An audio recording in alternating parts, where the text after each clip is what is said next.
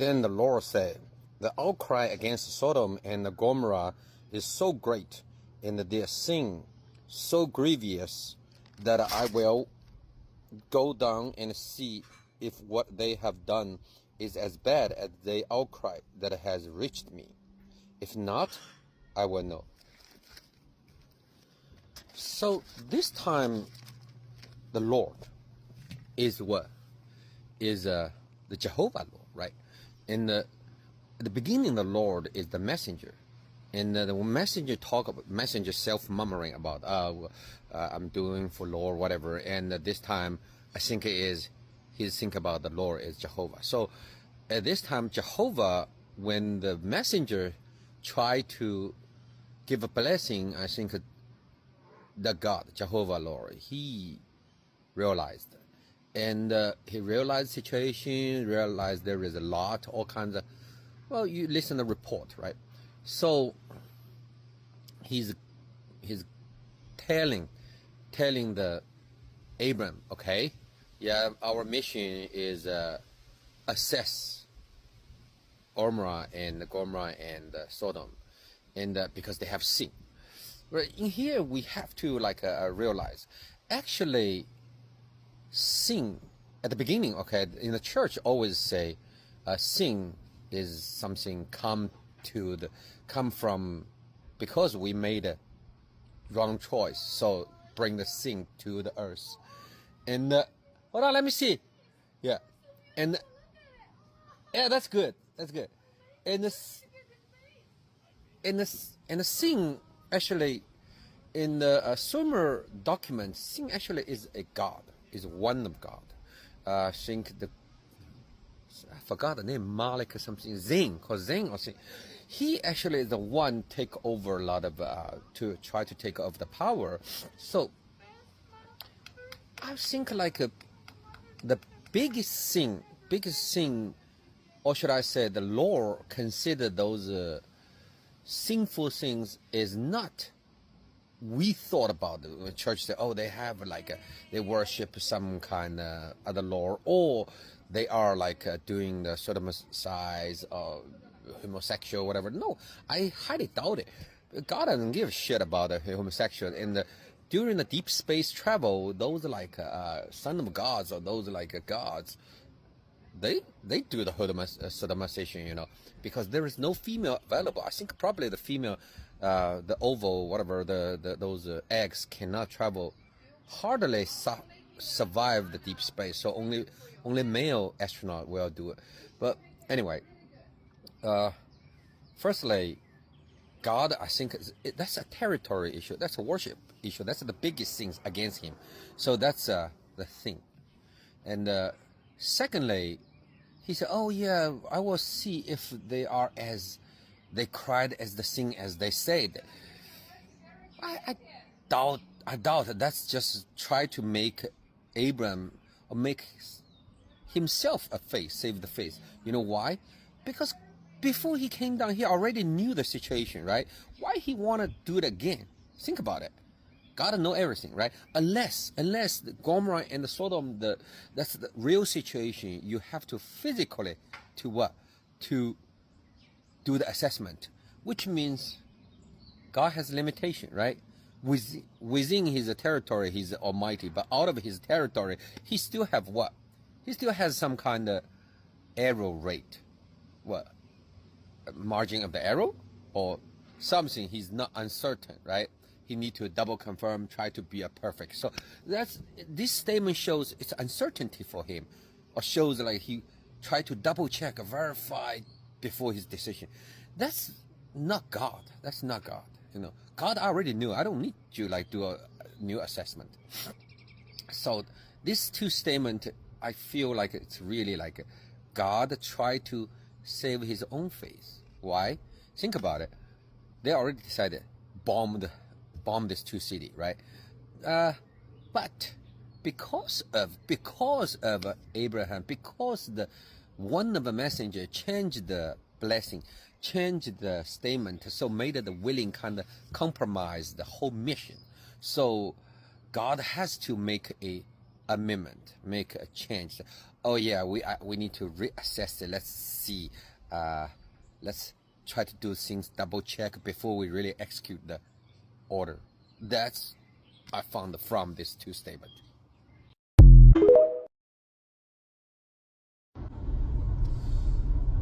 From 0 to 1 is qualitative change. From 1 to 100, that's quantitative change. So in here, when God told Abraham, say, okay, because it's a sequence.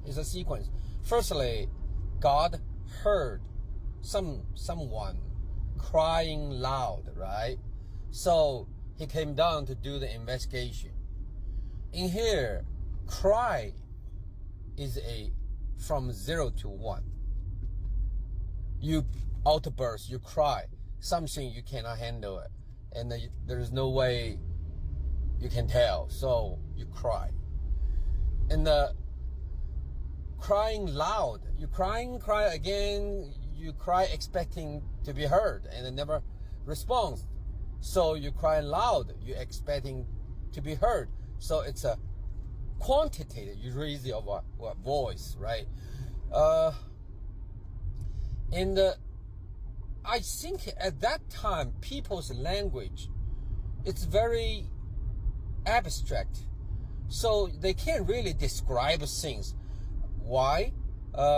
Like Asian English, Asian Chinese, all those Asian language, maybe like 2 words, dada, kada, already means a lot. But right now, we expanded, or we made it like basically talk about beautiful zephyr, right? Beautiful zephyr. But that time just kada or dada. It's just a metaphor, okay? It's an example. Also, it shows like the limitation of a God. Why? Because God, he cannot like get the real time response from the ground, from those kind of people. So let's see who is crying loud, excepting Abraham. That's his people he selected, but Abraham obviously didn't cry, right? And who else? Lot and his family may consider his people, was his people, but Lot loved that place. Lot loved Sodom. He chose the Sodom. So Sodom and Gomorrah, who is crying to God?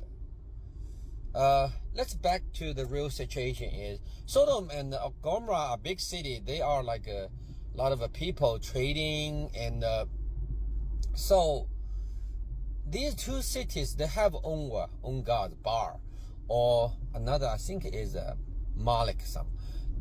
All kinds. I would say back that time, a lot of gods, they have temples within us.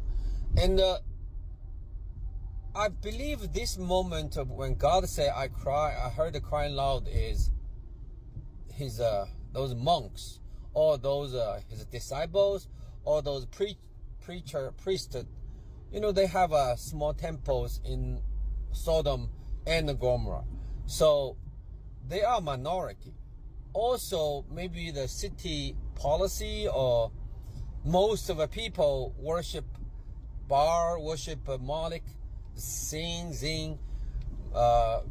So they are very small group. They may be hungry, maybe get beat up, maybe get prosecuted. So there is no way for them to escape, because those priests, they live on it, and only backup is the God that they worship.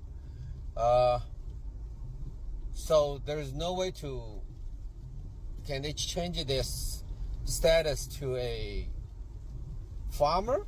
No, they have no ground. What about to some?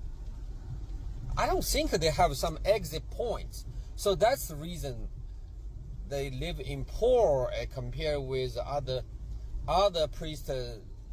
People welcome them, and so I think cry and crying loud, that makes sense. So that's the reason God come down to do the investigation for these two cities.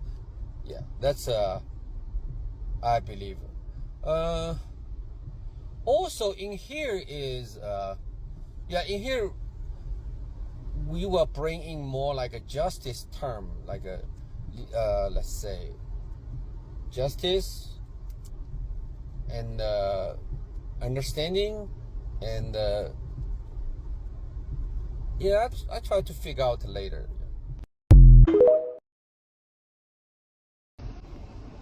Crying loud. Well, firstly, who is crying, right? We identify those are priests, and why they cry? Possible they were prosecuted, lack of a business, hungry, whatever those things. So, cry to who? God. And that's another one is how they gonna cry. How they cry? Yeah, most people just cry, but no, I want to like think deeper, okay? Because the high priest, those are God's servant, they cry differently. Remember, there was a singer, very good singer. I think Irish. I think it's an Irish singer. Her name is Enya, and cult. Yeah, cult. The cult music, and her song has no words. Basically, just like that, right? But you can sense her emotion. You can sense the environment. So that's the ways Aya express her internal feeling, right? Inside the feeling. Then, like those kind of voodoo or those wizard, they like put the chicken blood over the face. They drink a little marijuana or some kind of drug. They put themselves into a status just like like a shaman, right? Those kind of chanting. That's another way of express talking. They express to God. Then end of the chanting, they just kill or rush, something like that, right? And then the whole tribe just go just like that. That's another way of talk. So those God's servant, I think they are more like Arabic chanting. I heard one singer, a Canadian, I think a Canadian Morocco singer. Her name is Fauzi, something, Fauza, right? And it's pretty cute, and her voice, when she started singing, there is not much words within it, actually, but I can sense the pain, the happy, and those like the passion within it, and it's beautiful. I was really suggest like people to listen, especially those Byzantine time, like chanting in the church. Those chanting really makes sounds different. So that brings me to another thought. Spell, chanting spell. Like remember I talked at the very far beginning about the Buddhism, right? Buddha has a great spell.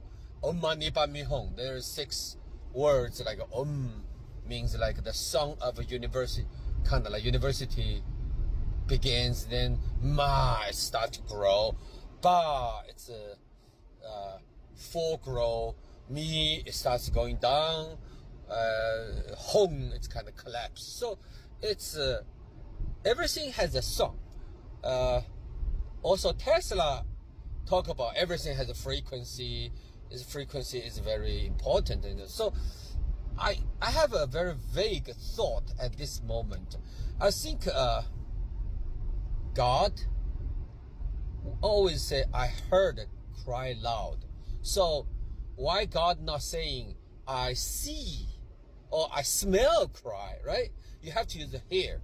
Hear means like you have a certain channel, certain method just to receive those mapping with the crying, the method and the song it made. So that's what I think. When God, he hear the crying loud, I think he can sense through the hearing or through sense those frequency. He can sense the emotion within. So made me think another way is when we pray, when we really pray, you don't pray for, oh, Heavenly Father, you reciting things. You need to put some with your really deep emotion.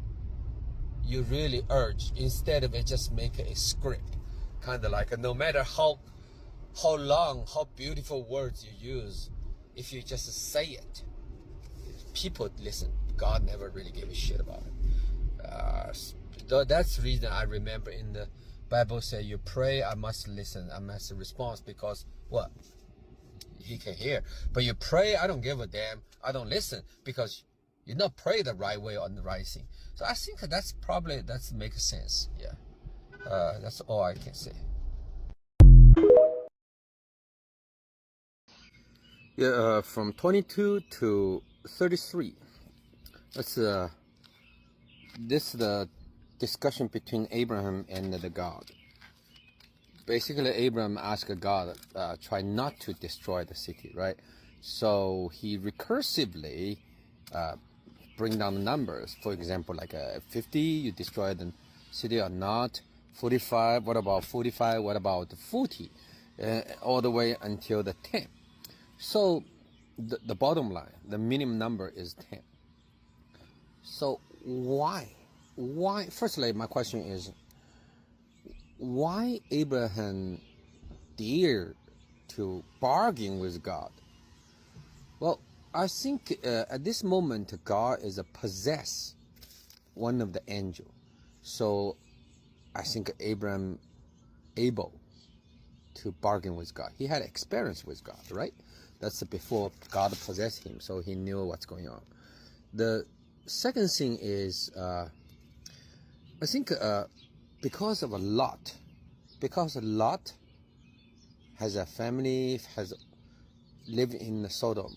So Abram, he tried to make a little bit of effort, try to kind of see if it is possible to avoid the situation. But eventually there is no good people. Even people in the city, the priest, those crying loud, they are not good enough. And we try to see what is wicked. What is wicked, righteous and wicked? I would say like just from the circumstance, like God want more territory. Wicked, which means you not follow, not worship him, or yeah, basically you not worship him, and you're not his people. Very simple. You're not his people. You're wicked. That's under the name of God, under the name of righteousness, whatever, you will be wiped out easy.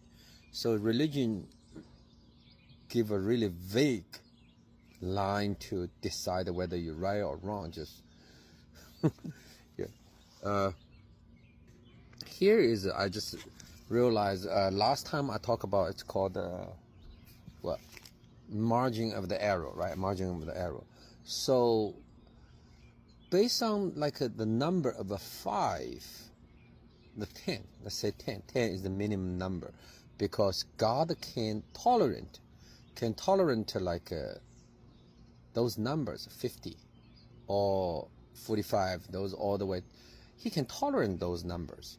So when you use those numbers reverse to think how many people in the Sodom and the Gomorrah, it's probably like you would say probably couple thousand people.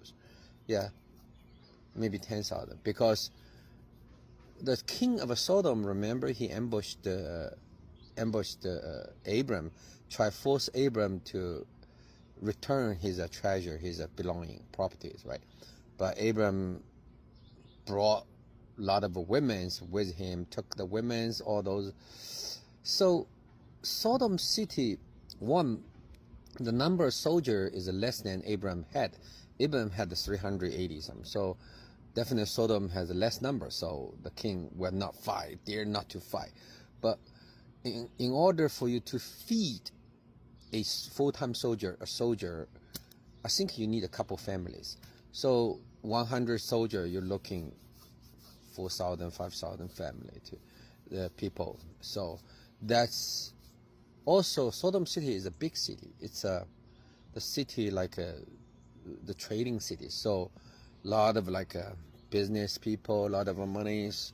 And I also think about probably Abraham, he is the reason caused the thing, because he took all the women and those men, they have no way to relax, to release. So they have to, they have to hump a lot and make their shit tie, I guess. Anyway, that's just outside of it. This is my first thought. So for the God, he can actually tolerate the numbers, certain numbers, and also he will not care about we call it collateral damage. That word sounds like a code, right? Sounds like a code, but you know what? People, some priests, some maybe people truly worship him might die in this like a disaster, you know. But do you think he cares? It's called collateral damage. So we are really maggots, and for God, he sent another two messengers. Take a recon first. They go down, they doing some reconnaissance, and they find a number, or probably they get a better research. But for Abraham, the way he talked to God, you're gonna destroy the city, whatever, something. I think it's he's not amazing about it. It just, he feel, well, it's kind of bad, but it's not like a first time he knew this. Actually, I think back that time, God destroyed city, wipe the village or tribe, whatever. It's often. I think it's so. Matter is they hold a certain rules, kind of like I'm not killing people certain age or certain behavior or whatever. So yeah, killing is not that unacceptable, I think. Yeah, matter is just the standard, the rule, or the margin of the error. I think that's all I can say.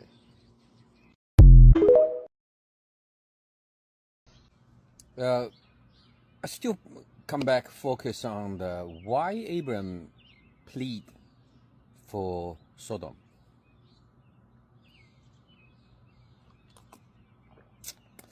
That time, what's the most important things to give you kind of power, to make you more powerful, more secure, right? Manpower. So that's the reason why Abraham at the beginning, he took all the women from Sodom city, that's kind of like, or he captured them and took back. So even he cheated, he lied to those peoples and to the king of Sodom and Melchizedek's. Oh, that's belong to my friends, right? Because women can what? Can reproduce, can give more numbers. That's most important, the resources.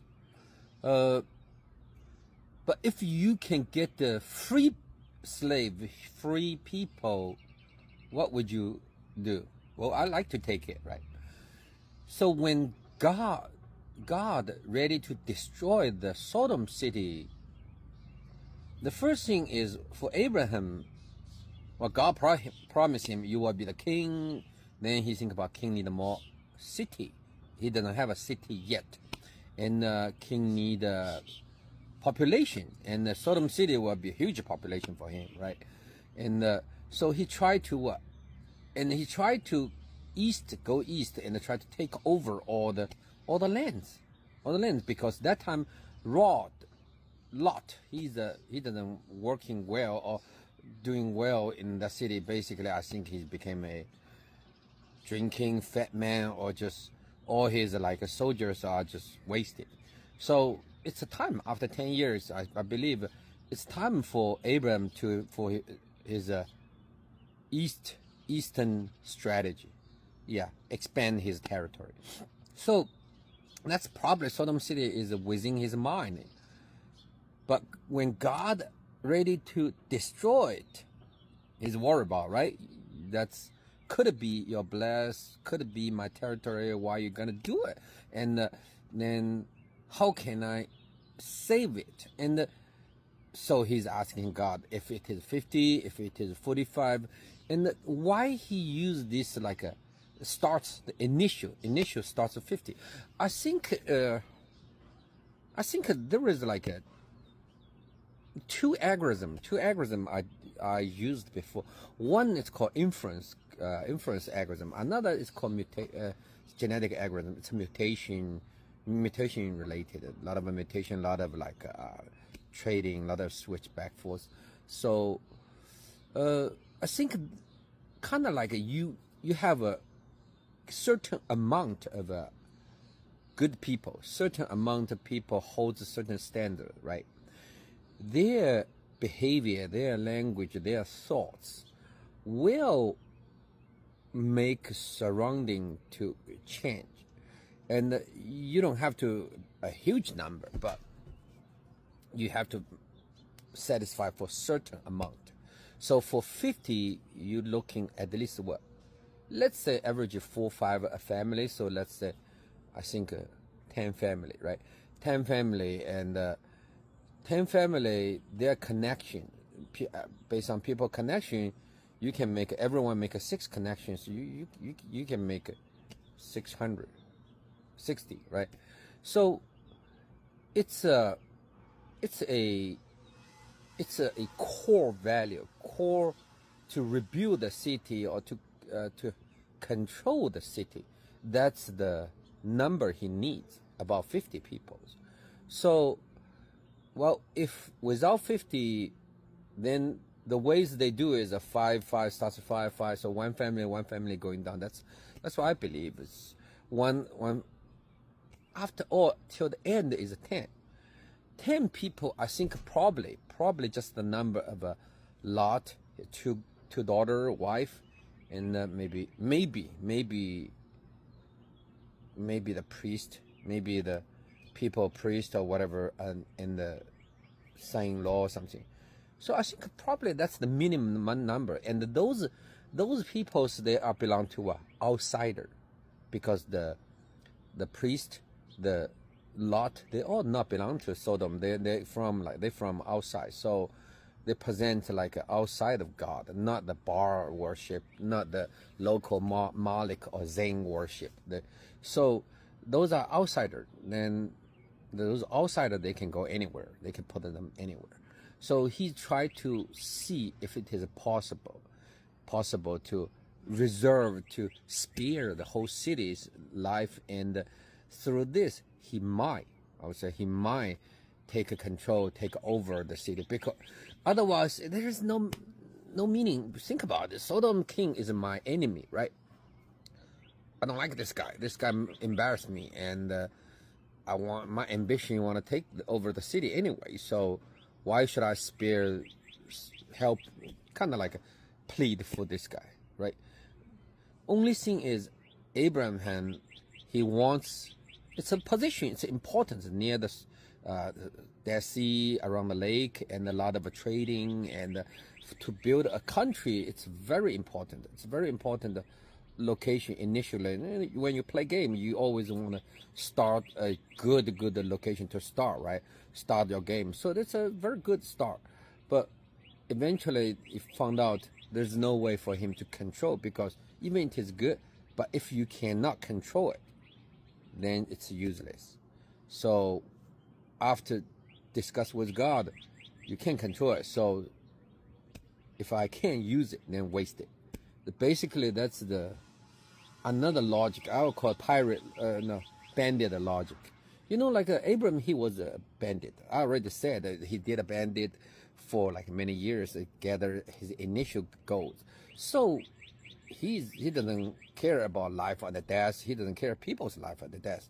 That's the most important thing is if you can be used by me, yeah, I use you. I spare your life. If you cannot, as your wish, I just don't care. You can die.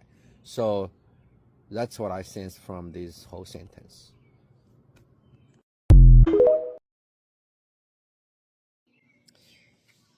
The man turned away, but Abram and the Lord still remain the same place. So that brings like another question in here. I think like firstly, why these two men they turn away, they not listen, or why maybe because this time the man remain with Abram is the one who God possessed, right? So naturally, those two people they are lower hierarchy, they are lower than that one. So at this moment, I think probably God just told them, "Hey, leave. You guys do the reconnaissance first." And God stay with Abram. He's doing the what? The negotiation or the under table trading or some kind of chit chat. Not necessarily will be documented, and these two people doesn't need to know.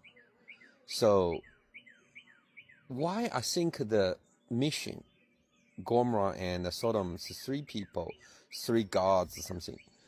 I think probably that's something related to the structure, the political structure or the environment, heavenly structure. Same thing. You need a three kind of individual parts like to monitoring each other to make justice, make everything every party agreeable, right?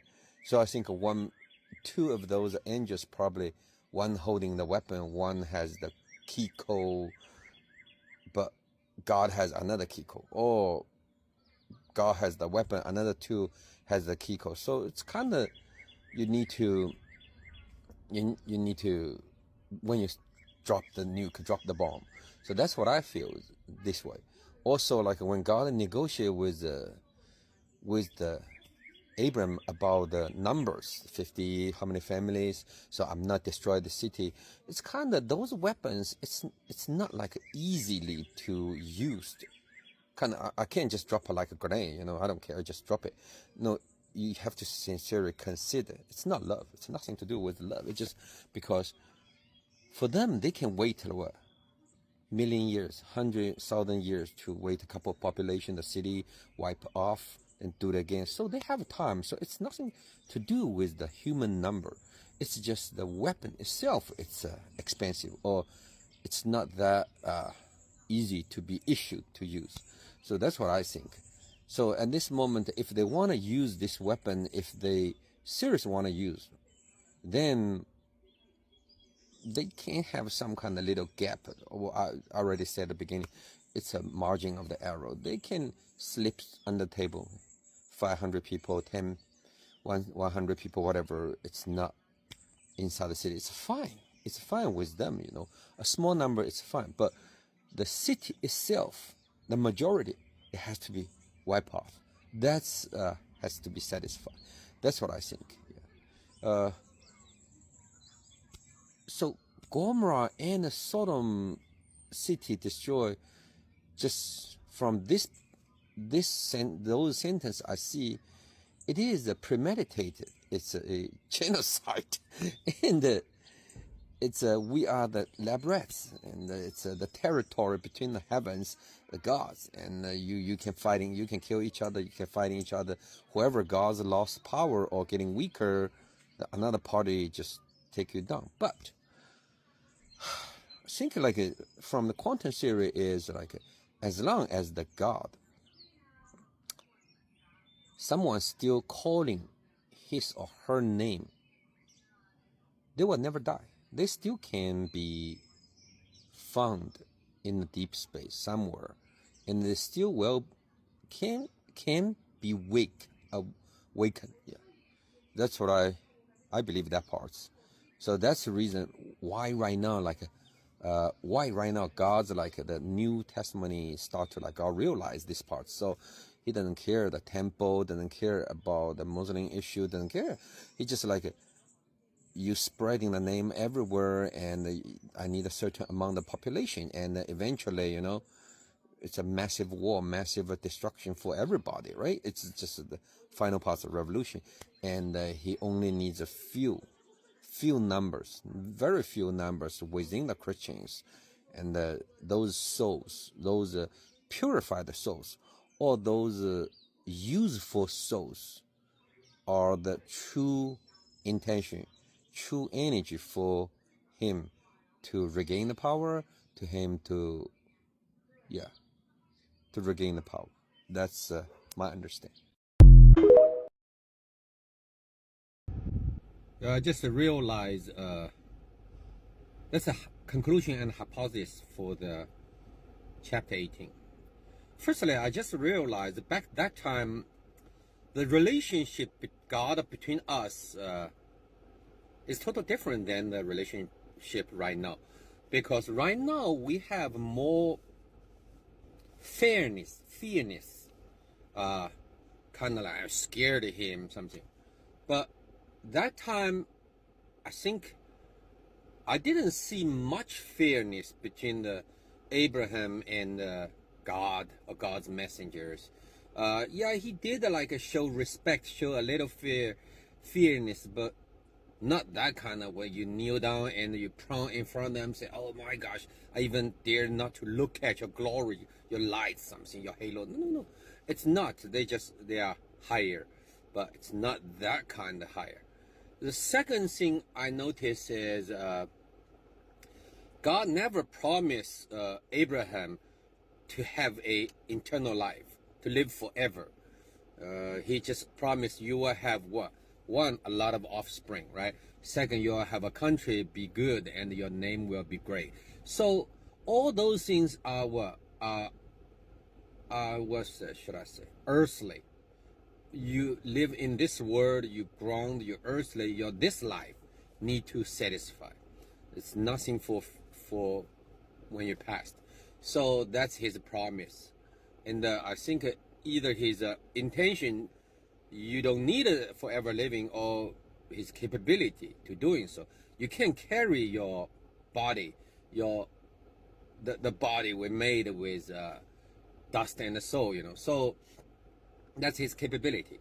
And I think after time he realized, so he tried to abstract, he tried to get the soul. That's always the product of the heaven and earth battle, and with the element, all the stars, all the momentarily changes, all the variations. So that's, I think, why our soul so unique, made us so unique, because even heaven cannot finalize us because our soul are so unique. The third thing is, I think that time the relationship between angels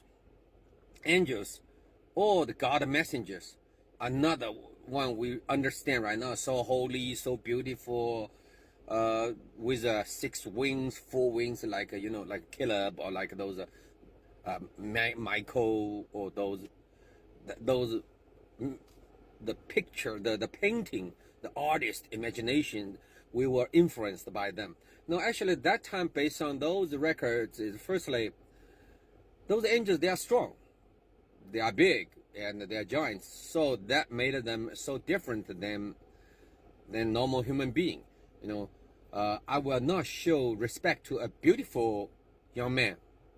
I will not give a respect to a beautiful young man, right?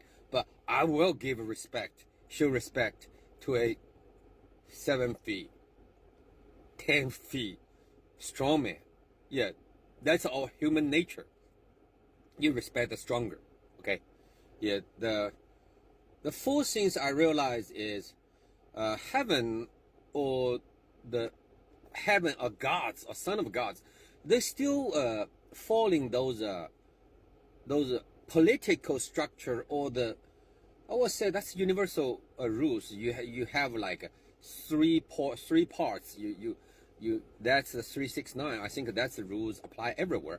You surveillance, you monitoring, you balance, you judge each other, and you watch each other's back. So to looking for the fairness, and you documentation everything. So everything. Also another fifth point is we are nothing. We are nobody. We are just lab rats. And if they like it, they can help us to build a city, to populate more, and not to punish our killing or murder, those things. But if we worship another god, which means that's the biggest sin.